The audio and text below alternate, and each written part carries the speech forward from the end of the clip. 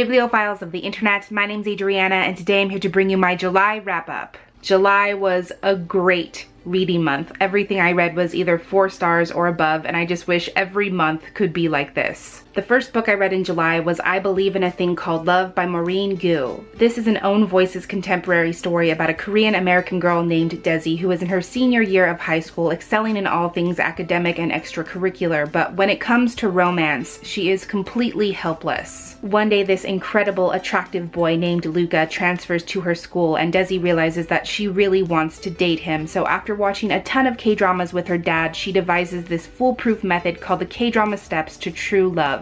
And she firmly believes if she follows these steps exactly, she will finally land the guy. This book made me unreasonably happy, like excessively happy. I smiled through the entire thing, all 317 pages. You can really tell that Maureen Gu has a deep understanding and appreciation of K-dramas because that knowledge really underscores the magnetic quality of this story beautifully. It's almost impossible not to binge read this book because you have to know what happens next. The story definitely hits all of those familiar K-drama beats. It has that same element where you're having fun watching these characters work their way in and out of bizarre hijinks, but then they touch, or they make eye contact, or they have a soft, quiet moment, and you realize that you have severe feelings about these two people. It's a story brimming with joy and humor, but it's also incredibly sincere, and there are these really great moments of true, genuine connection, whether it's between Desi and her dad, who's raised her as a single father, or whether it's between Desi and Luca,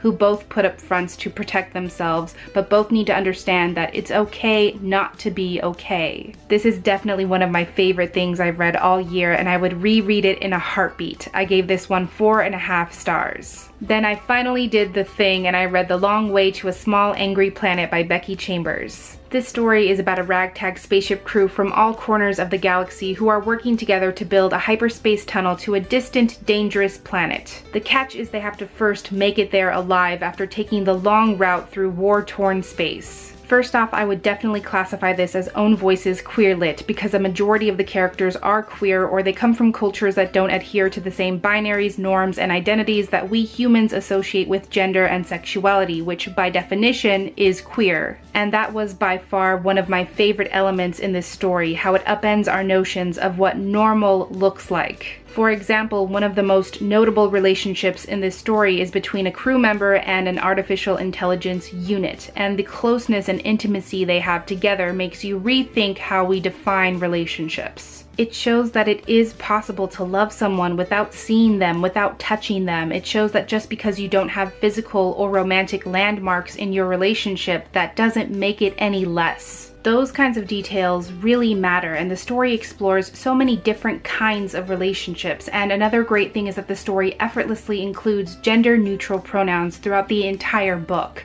Stuff like that is so small, but it matters so much. But what's really special about this story is that it balances moments of action and inaction very well. The journey this crew embarks on is perilous and they're thrown into life-threatening situations more than once, but the story is also pleasantly calming and domestic. There's a lot of quiet moments where the crew are just spending time together, making dinner, doing routine repairs to the ship, stopping off at planets or outposts to refuel or get supplies, or just to visit. You really get to know where all these characters came from, what brought them to this ship, why they stay. At its heart, the story is really about checking your own biases. It's about how you can't judge or classify unknown people based on your own internalized beliefs. You have to go outside of yourself. You have to be open and respectful, especially when not doing so can mean life or death in some cases. You see so many instances in this story of characters who are fighting against their own instinct because their comfort and their beliefs are nowhere near as important as showing someone else the proper respect. The universe is bigger than any of us can ever comprehend, and there are so many different kinds of people making it run and work. That's really the crux of this story. This was just as amazing as everyone says, if not better, and I gave it 5 stars. My poetry collection for the month of July was Even This Page is White by Vivek Sharaya. To put it simply, this collection explores the connections between race, gender, identity, privilege, and how we deal with differences, which is to say sometimes effectively, most times not.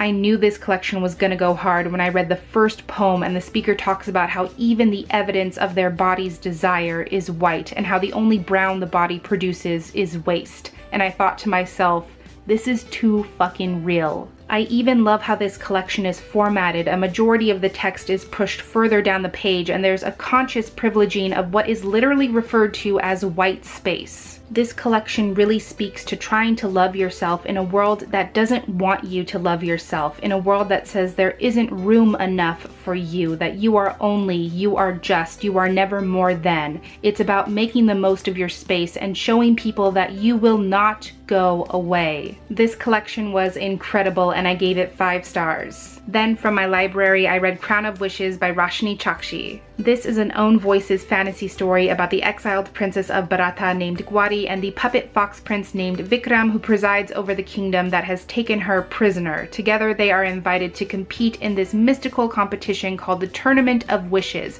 and if they can outsmart their hosts and meet every challenge, they will both be granted 1 wish. This is a stellar follow-up to The Star-Touched Queen. It's every bit as rich and atmospheric and immersive. The magic and wonder contained in this world really underscores every scene. It's pervasive and it's so satisfying to read about. This story was great for me because it contains one of my favorite tropes, the enemies to lovers trope. I just love it when 2 characters start off not knowing whether they can trust each other, determined not to let the other person gain an inch, but then in the end, they depend on each other and realize that not being able to do something alone is not a weakness. Gwari and Vikram think they can just walk up to this tournament, get in, get out, get their wishes, part as amicable strangers, but it's not that simple. They both realize that they have to give up something of themselves if they hope to gain anything, at first because the tournament demands it, but then because they realize that any other way is just not worth it. It's not honest. It took me back to like season 1 of Attack on Titan when Ottoman says, a person who cannot give up anything can change nothing. You can have all these grand ideas about how you're going to change the world, but the first change you have to achieve is within yourself. I'm glad I finally got around to this one. I really enjoyed it and I gave it 4 stars. And then I finally got to read The Journey to Dragon Island by Claire Fayers. This is the sequel to The Voyage to Magical North, and this installment sees the crew of the Onion as they journey to the edge of the world and beyond in search of an island that is said to have dragons, and Brian hopes it also contains answers as to where she came from and who she is. What they find are dinosaurs, a mysterious floating castle, and a legend about a volcano on the island that may very well erupt and kill everyone at any given moment. Just like book 1, this story has a great balance because there's tons of adventure and action. As a series that's about swashbuckling pirates facing mystical monsters, it definitely delivers. And there's also a ton of unsolved mysteries and shady characters who can't be trusted, so there's definitely no shortage of entertainment or suspense. But what really pulls everything together for me is the fact that there are these bigger moments of introspection. The 3 main characters are all grappling with really big questions.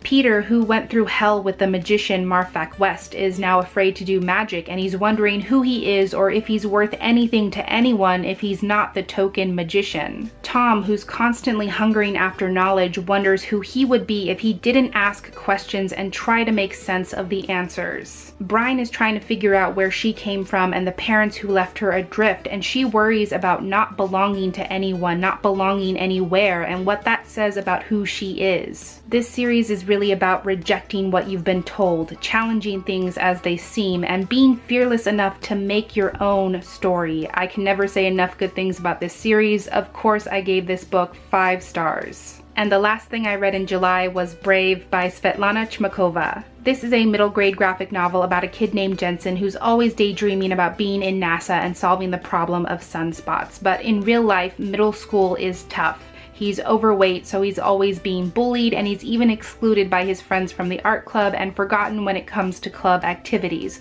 Plus, he's also in danger of failing his math class. 2 girls, Jenny and Akila, enlist Jensen's help with the school newspaper, and the more time he spends with them and the more they include him, the more Jensen rethinks not only what he should expect for himself, but from his friends and his peers. This book is brilliant because it tells a complete, comprehensive story without being damaging or harmful, while also giving young readers the tools they need to create and change culture in their own lives. This story debunks the idea that sometimes things just are the way they are. We are only where we are today because things changed, and this story has actual strategies for how kids can change negativity they don't condone with simple acts of kindness. Whether it's telling someone that you'll save them a seat, asking someone sitting alone if you can join them, volunteering to be someone's partner on a project when you know they don't know anyone else, saying hi to someone in the hallway, telling someone that the joke they just made isn't funny, whatever it may be, they're easy, achievable changes to help create safe spaces. That's so powerful, and another great thing is that this story casually shows so many different kinds of people in positions of authority or power, whether it's people of color, women, people with physical differences, people with differences in ability. The entire world of this story is built off of creating a culture where everyone is included, where everyone has a place. Svetlana Chimakova is doing amazing, important work. I highly recommend this along with her other graphic novel, Awkward, and of course I gave this one 5 stars. So those are all the books I read in July. As always, in the comments below, I would love to hear from you if you've read any of these books I mentioned, or feel free to share what you plan to read next. But that is everything I had for this wrap up today. Thank you so much for watching this video. I really hope that you enjoyed it, and I will catch you on the flip side of the page. Bye.